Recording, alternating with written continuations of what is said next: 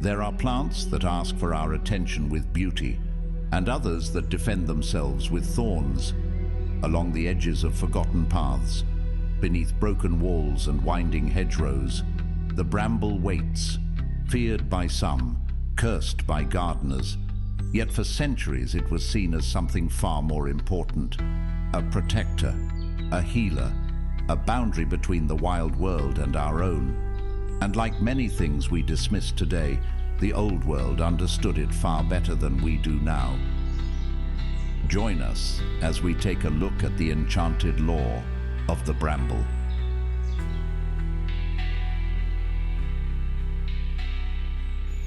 Hello my friends, and it's the Enchanted Wood again. My name's Mark and welcome. So this time round is a little bit different. We're indoors, trying something new, and today we are discussing the humble bramble. And I'm sure we can all relate to this one, in that when we think of brambles we think of a weed, we think of a menace. We think of those spiked thorns that are lethal if you get anywhere near them. We think of it as an unwelcome guest in our gardens. But that never used to be the case. And in all honesty, that's the bramble doing its job. And it is that ingrained in our psyche and our nature over centuries. That we have the opinion of the bramble that we do today. So we all know the bramble. It lives with us, or the bramble blackberry. It isn't a single plant, but more a sprawling mass of thick spiked canes that warn us not to get too close, or we've had it. And that in itself is the bramble's nature. That is what it's designed to do. But for our ancestors, it was so much more than just a pain where it didn't belong. It was food, it was medicine, it was protection, and it meant shelter for the animals that nested in it. It was a guardian, it was a symbol of boundaries, and it was a protector, like all thorned plants such as the hawthorn and the blackthorn.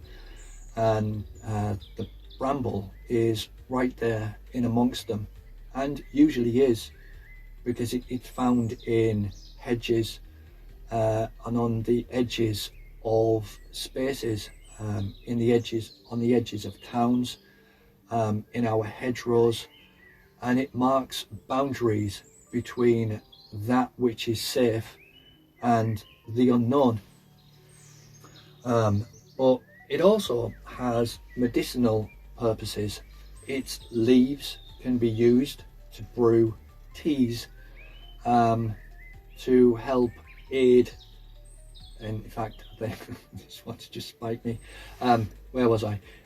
It helps to alleviate upset stomachs, and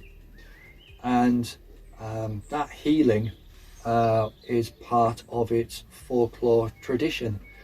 In that, in England, in the UK, it was believed that if you passed sick children through arched bramble thickets, or briars, the arched canes, that it would alleviate the sickness, and that the sickness would be pulled out by those thorns that are at times impenetrable.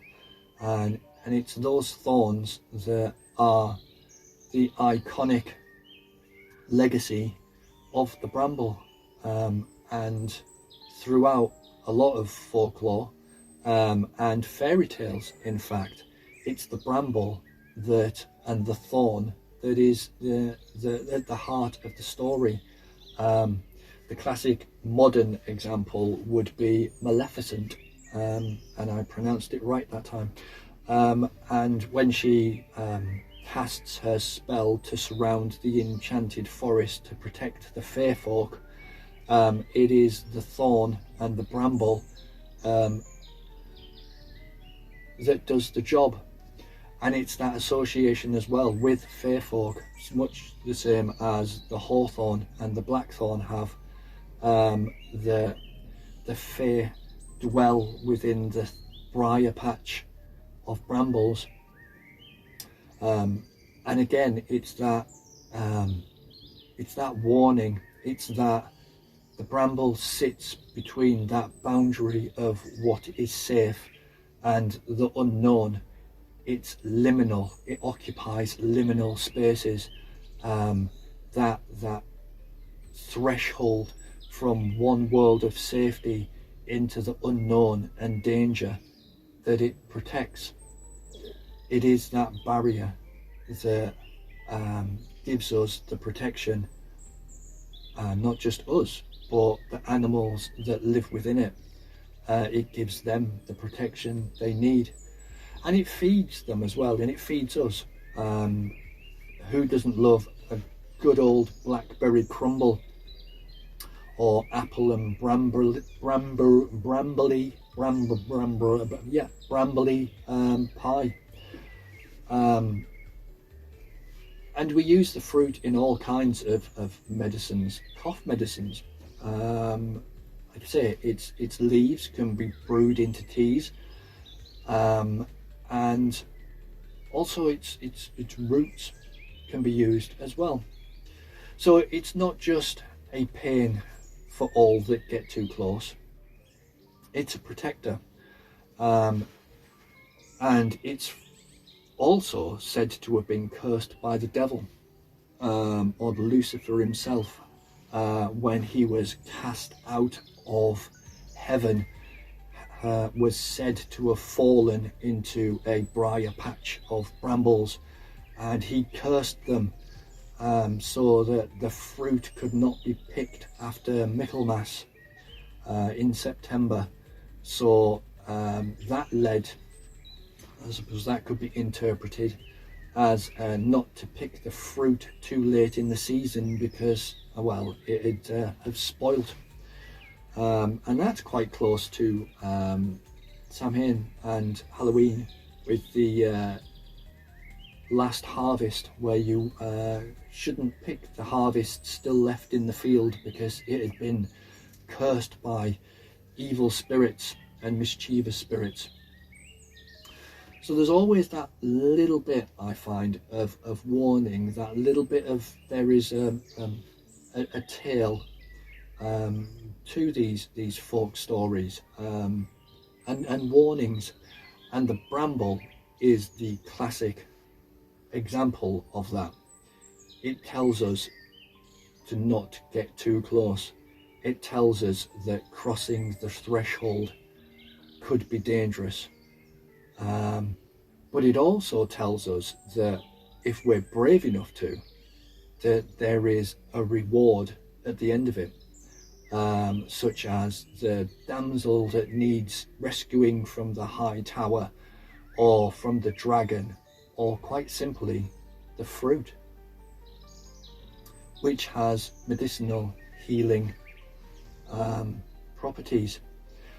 And it's that duality of the bramble, and it's that legacy of those thorns, of those spikes, that warns us, don't get too close.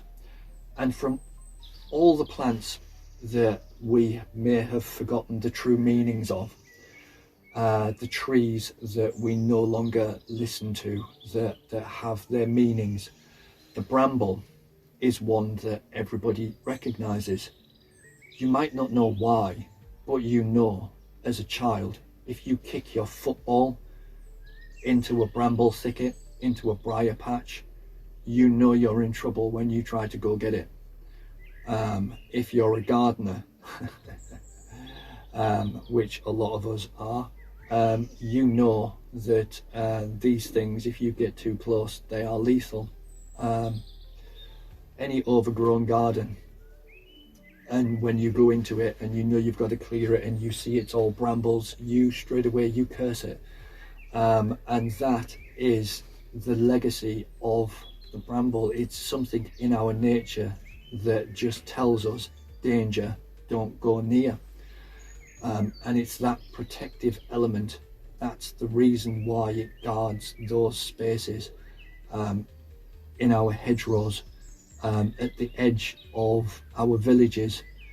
It was there for a reason. It was there to ward off evil, because supposedly evil can't pass through the thorns. It gets held in place. And that's quite true, because if you've ever tried walking, if anyone ever tries walking through brambles, they latch on and they don't want to let go. And they can tear clothes and stop you in your tracks. And that in itself is the bramble's legacy. And we all know it. And it's so overlooked because we just see it as a weed. We see it as an annoyance until it comes to the food. And then we'll go to the supermarket and we'll pick the food off the shelf, but it's right there in our gardens. Yet when it's in our gardens, we curse it, which I find quite strange in this modern world. It does such a good job at doing what it does, and to the point where we curse it, and yet we hate it in the wrong place. Or even in the right place, because it grows, like I say, in boundaries, on boundaries. It'll grow under your fences, in your fences, along your fence lines. It's there as a barrier. It marks the threshold of, if you like, what's yours and the outside world. And it does such a good job of keeping unwanteds out. And providing safety,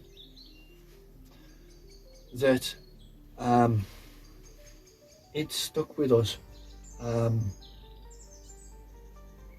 So yeah, the bramble, that is its meaning in folklore, or a small look at the meaning in folklore. It's medicinal. It was believed that if you passed under or through its bent canes, that it would cast out illness or evil spirits. It's a protector. It's a guard between this world and the unknown. It's a protector that we curse. And sometimes rightly so. But where would we be without it? Or where would a lot of animals be without it? Because it provides their home and their protection. Birds nest in it. It provides walkways for smaller four-legged animals to hide in. It provides us with medicines and nutrition, and then that all-important protection. And we could all do with a little bit of protection at some point in our lives, and the bramble tells us it's there whether we want it or not. We just have to choose whether we want to accept it or not. Anyway, I hope you enjoyed my little look into the bramble. We all know it. It's with us whether we like it or not. And most of the time it's unwelcomed. But is it justified? Because maybe it knows when we need protection, even if we don't. Anyway, my name's Mark. This has been the Enchanted Wood, and until next time, stay safe and stay enchanted. Not every guardian stands tall like the oak. Some wait low among the hedgerows, wrapped in thorn and shadow, protecting the wild places that still remain. And perhaps the protection we need is the one that comes to us without our asking.